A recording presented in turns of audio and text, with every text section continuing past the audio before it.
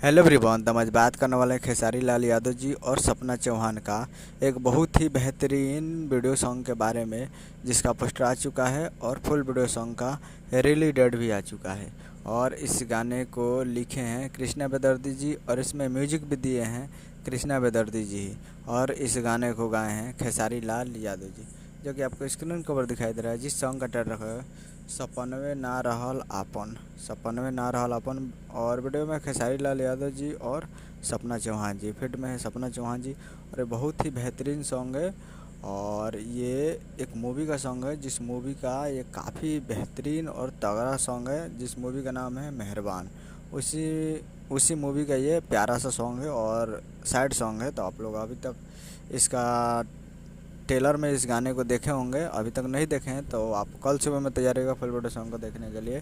कल सुबह में सुबह 6 बजे आपको देखने को मिलेगा। कल सुबह 6 बजे तैयार रहिएगा खेसारी मूवी पे ये आएगा यूट्यूब चैनल पे।